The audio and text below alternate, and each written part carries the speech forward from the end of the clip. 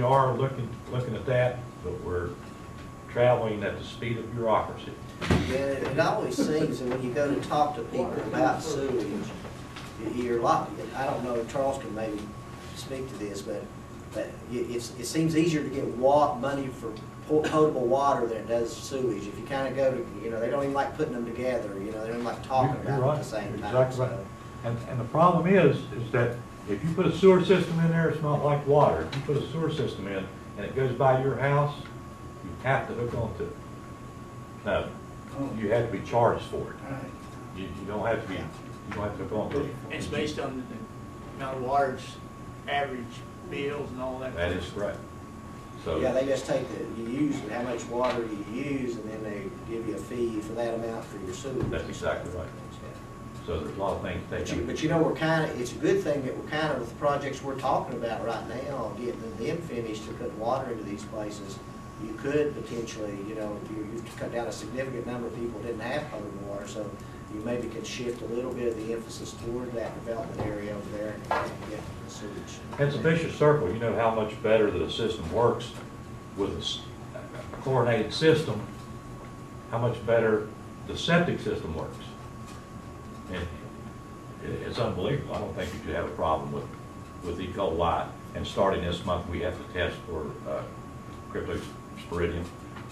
Just a lot of different things that's going on. So it will benefit all points, even if we don't have a public sewer, but we are working. Well, it's good. What about the where we at on the phone system? We have it installed. We are putting all the information in there right now, and hopefully it'll be up and running by the next 30 days. And what we decided to do, you're going to basically try to do you're doing most of your own, but since Alan's here, We are going to get with Alan, make him a list of people in our system. We have to put the phone tree in first to get that, because our biggest problem is, Alan is aware, is to get up-to-date phone numbers. That's a tough one. I mean, people, probably 40% of our phone numbers are true and correct. Would you say that's a pretty safe percentage? You know, every day we see people taking their home phones out and putting cell phones in that you can't even pull up our database, so. That's exactly right. So, one battle at a time, but thank you for that donation on the phone tree as well. thanks, Mike. Thank you. Gilbert? Anyone else? Sometimes you have more sewer water than you take in drinking water. Oh, yeah. You know how that is? Oh, yeah. Come off from Green Valley House, remember that didn't? Yeah, when I lived at Pleasant View over there, I had I didn't use the sewer they had. I'm sorry. They charged for it anyway. Just remember that now. All right. Okay, Alan, go ahead. I'm here because the commission requested me report back at the first meeting in March. So, You probably have to remind us what we asked you to do it for.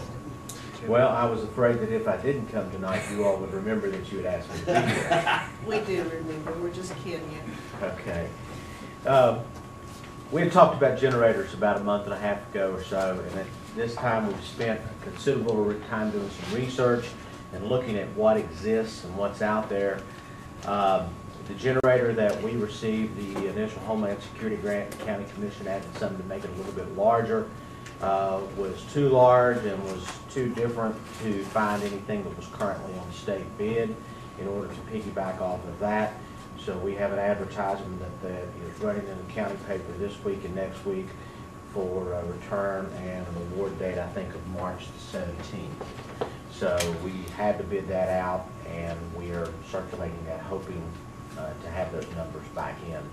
One of the things that they suggested, and I'll go ahead and mention this since you're here, is that in the facilities that we think are large enough to have a generator at of this size that we're going to need, that we go ahead and actually put a transfer panel into, not just a place to wire them in.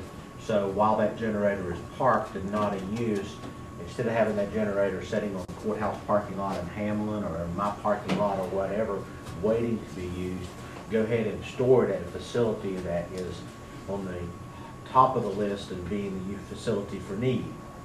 And that way the generator gets stored, it gets started every week by automatic transfer panel, and that way it's already there in case you need it. And then if it needs to be unplugged and taken to another location, it can. So just keep that in mind that, you know, you've got probably some property there beside both your pump stations that if that happens to be the location we decide to store it in, we can store it there and not be a problem if the power goes off. Can pull it from there and move it to somewhere else if necessary. And I know some of the fire departments have also spoken with at least some of the commissioners directly about their need or their desire to have a generator installed at their stations. I know two of the fire departments, Guyan River and Harts, had a company come in by the name of Gentech, which sells generators. And Gentech has looked at what they felt like the need for those generators would be and the cost.